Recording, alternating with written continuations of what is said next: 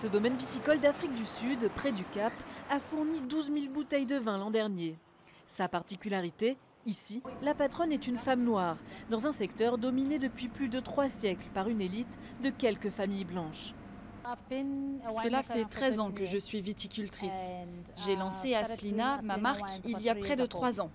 Aslina existe depuis 3 ans maintenant. J'ai baptisé mon produit du prénom de ma grand-mère.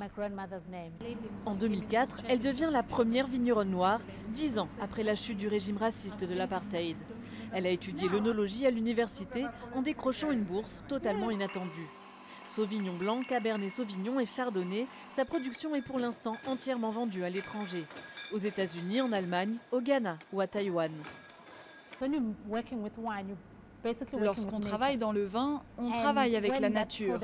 Une fois que le vin a été tiré, puis a suffisamment vieilli et que vous pouvez enfin vous servir un verre, c'est tellement gratifiant. C'est comme un enfant qui vient de naître, un cadeau que vous avez attendu pendant si longtemps et qui est enfin là. Elle a rejoint une poignée d'autres vignerons noirs sud-africains. Ils ne sont que 2% dans la profession. Longtemps, la participation noire s'est limitée à ne fournir que des bras, souvent payés quelques bouteilles de vin. L'Afrique du Sud est l'un des 10 principaux producteurs de vin au monde. La plus grande difficulté des viticulteurs émergents, particulièrement lorsque vous êtes une femme noire, c'est de pouvoir garantir l'offre. Assurer à la fois la production et la création d'une marque nécessite un très gros investissement.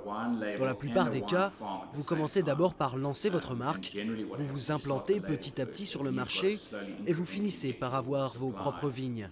Mais c'est un long processus. Aslina Wines vise les 18 000 bouteilles de vin en 2018 et rêve de conquérir un nouveau marché, la majorité noire sud-africaine, peu consommatrice de vin malgré l'émergence d'une classe aisée.